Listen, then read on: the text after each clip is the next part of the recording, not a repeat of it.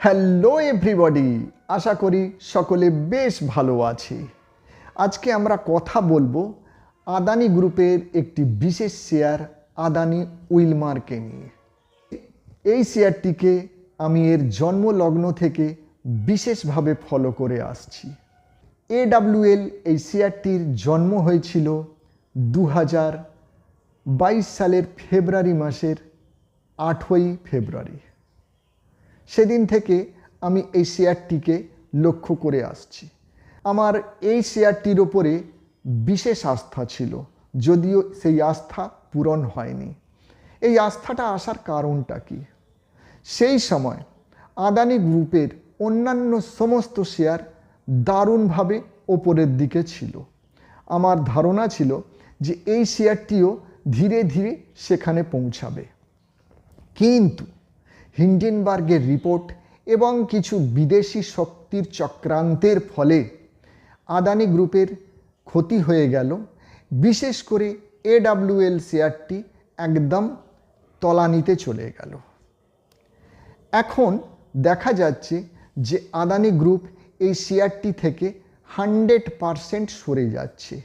মানে হলো এর যে নাম AWL, আদানি উইলমার লিমিটেড, সেটা আর আদানি উইলমার লিমিটেড থাকবে না। আদানির নামটা পুরোটাই ওখান থেকে সরে যাবে। উইলমার এবং আদানির জয়েন্ট ভেঞ্চার হলো এই আদানি উইলমার লিমিটেড। দুজনে 50-50 মালিকানায় আছে।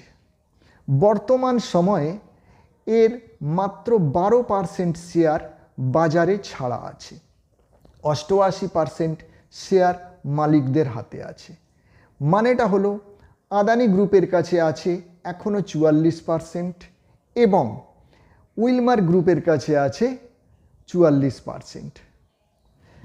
সেবির আইন অনুসারে 3 বছর হবার পর, অর্থাৎ যেদিনকে IPO এসেছিল তার 3 বছরের মধ্যে কোম্পানিকে তার টোটাল শেয়ারের 25% শেয়ার বাজারে ছাড়তেই হবে। তারা IPOর সময় এনেছিল 12% এবং বাকি 13% শেয়ার খুব শীঘ্রই, অর্থাৎ ফেব্রুয়ারি মাসের মধ্যে 13% শেয়ার AWL শেয়ারটি বাজারে ছাড়বে। সেটা পাবলিকের মধ্যে ছাড়তে পারে, অথবা QIB করে ছাড়তে পারে, অথবা দুজনকেই দিতে পারে 13% শেয়ার, কিন্তু এই কাজটা তাকে করতেই হবে। রয়ে গেল বাকি যে শেয়ার, অর্থাৎ আদানি গ্রুপের 44% থেকে 13% শেয়ার বাজারে ছেড়ে দেওয়া হলো। রয়ে গেল 31% শেয়ার, এবং ওই 31% শেয়ারটি উইলমার গ্রুপ কিনে নেবে। এই প্রক্রিয়াটি হতে হয়তো দেখা যাচ্ছে যে কিছুটা সময় লাগলেও লাগতে পারে। এবার এখন AWL যারা ধারক আছেন তাদের কি হবে? তারা যেরকমভাবে ছিল সেই রকমই থাকবেন।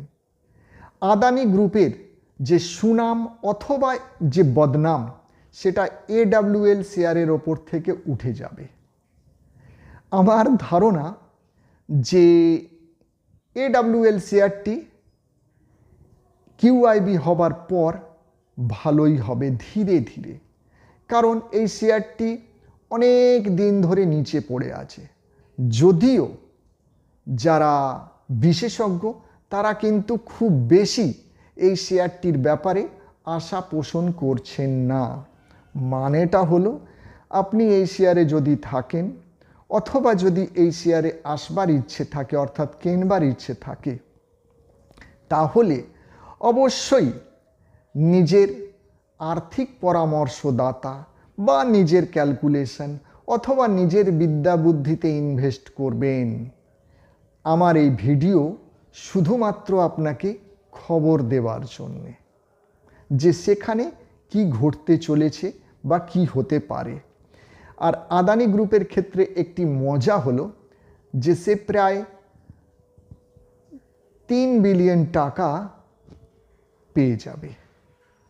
অর্থাৎ আদানি গ্রুপের অন্যান্য যে কোম্পানিগুলো আছে তাদের উন্নতি হবার চান্স খুব বেশি। সেই কারণে যেদিন এই খবরটি আসে অর্থাৎ 30শে ডিসেম্বর 2024 সাল ঠিক 3:12 এই আপডেটটি আসে।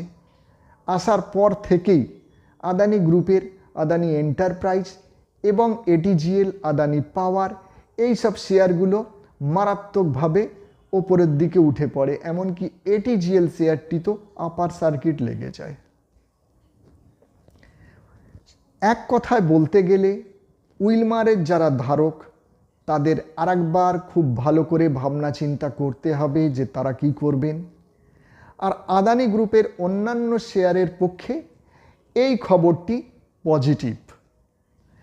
আপনি এই ভিডিওটি অনেকক্ষণ ধরেই শুনলেন, তার জন্যে আপনাকে ধন্যবাদ।